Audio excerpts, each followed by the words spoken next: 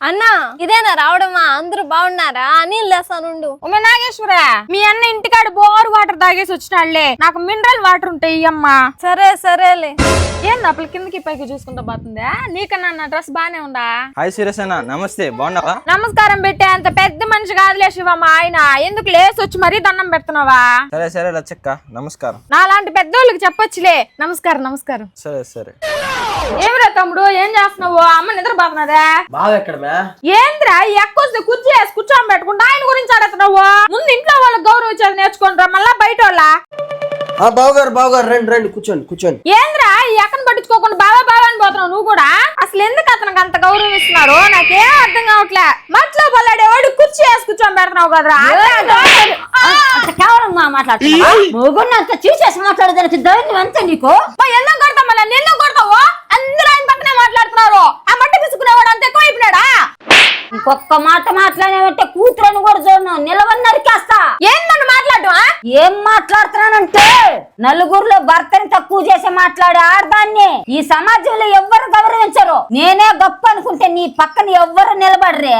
అహంకారాన్ని పక్కన పెట్టి చూస్తే అందరూ నీ చుట్టే ఉంటారు. అల్లుడు గారిని, నీ భర్తని మట్టి పిసుకునేవాడిని హేళనగా మాట్లాడతావా?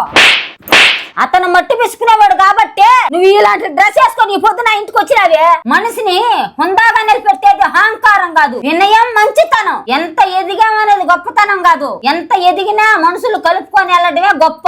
నీ భర్తను నువ్వు గౌరవిస్తే బయట ప్రపంచంలో కూడా నీకు నీ పిల్లలకి గౌరవం దక్కుతుంది. పెళ్లికి ముందు నువ్వెవరో తనెవరో, కానీ తాళి కట్టాక భర్తే నీ సర్వస్వం. ఆయనకన్నా నేనేమంత తీసేస్తున్నాను? సమానత్వం అంటే భర్త తలదించుకుంటే భార్య తల ఎగిరేయడం కాదు, ఇద్దరు కలిసి ఒకరినొకరు గౌరవించుకుంటూ సమానంగా ఉండడం. ఈ రోజు నీ భర్తను నువ్వు తక్కువ చేసి మాట్లాడుతున్నావు, రేపు నీ పిల్లలు నిన్నే తక్కువ చేసి మాట్లాడతారు. తట్టుకుంటావా? ఎందుకు మాట్లాడతారు?